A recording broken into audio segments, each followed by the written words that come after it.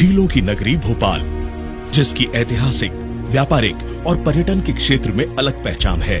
इस पहचान को बरकरार रखने और शहर के विकास को नई गति देने के उद्देश्य से प्रदेश के यशस्वी मुख्यमंत्री श्री कमलनाथ और ऊर्जावान नगरीय प्रशासन मंत्री श्री जयवर्धन सिंह ने भोपाल शहर का नया मास्टर प्लान तैयार करने का निर्णय लिया, जिसकी शुरुआत आज भोपाल के नए मास्टर प्लान 2031 को प्रकाशित करके की जा रही है। लगभग 25 लाख से अधिक आबादी वाले भोपाल में 25 साल पुराने मास्टर प्लान 2005 के अनुरूप विकास कार्य किया जा रहा है, जिसमें तकरीबन 601 वर्ग किलोमीटर हिस्सा सम्मिलित किया गया था। भोपाल की दिनों दिन बढ़ती जनसंख्या, जरूरतें और आधुनिक शहरीकरण को ध्यान में रखते हुए नया मास्टर प्लान 2031 विकसित किया जा रहा है। इस मास्टर प्लान में भूमिगत एरिया को बढ़ाकर तकरीबन 1016 वर्ग किलोमीटर किया गया है।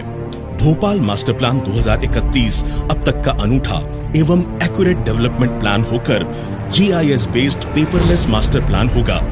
इसे तैयार करने के लिए नगर तथा ग्राम निवेश भोपाल द्वारा आधुनिक तकनीकों का इस्तेमाल किया गया है, जैसे NRSC हैदराबाद से प्राप्त हाई रेजोल्यूशन सैटेलाइट इमेज के माध्यम से पूरे शहर को 3494 ग्रिड्स में विभाजित किया गया।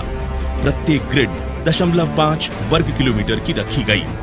सैटेलाइट इमेज और फिजिकल वेरिफिकेशन के द्वारा लैंड यूज के साथ लगभग 4 लाख बिल्डिंग्स के फुटप्रिंट तैयार किए गए।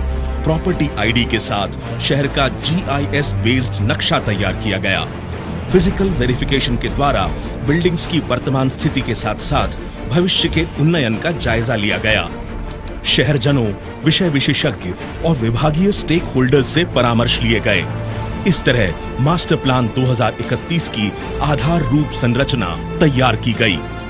भोपाल मास्टर प्लान 2031 के अंतर्गत जनसंख्या फैलाव और विकास को ध्यान में रखते हुए पेरी अर्बन क्षेत्र में नए एरिया RG4 एंड RG5 के रूप में लिए गए हैं, जो पूर्णतः मिक्स्ड यूज बिल्डिंग कॉन्सेप्ट पर आधारित होंगे।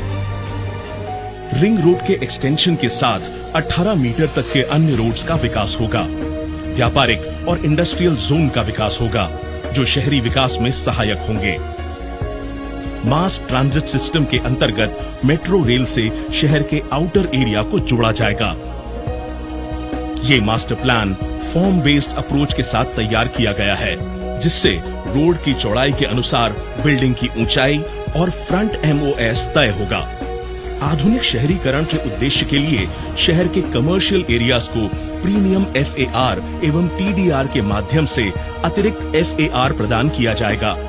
शहर की मौजूदा पार्किंग स्थिति को ध्यान में रखते हुए मल्टी लेवल कॉमन पार्किंग को FAR में छूट मिलेगी। ऐतिहासिक धरोहरों के संरक्षण और पर्यावरण संवर्धन के लिए ओल्ड भोपाल की ऐतिहासिक बिल्डिंग्स को हेरिटेज जोन में तब्दील किया गया है। यहाँ पर लोग हेरिटेज TDR के तहत ऐतिहासिक आर्किटेक्चर को लेकर बिल्डिंग्स का विकास कर सकेंगे। भोपाल की जल संरचनाओं और शहरी जंगल के संरक्षण के लिए ग्रीन TDR भी प्रस्ताव में शामिल किया गया है। भोपाल का ये मास्टर प्लान कमलनाथ सरकार की दूरदर्शी योजना को परिलक्षित करता है। इस प्लान के साथ लैंड यूज विकास के आड़े नहीं आएगा।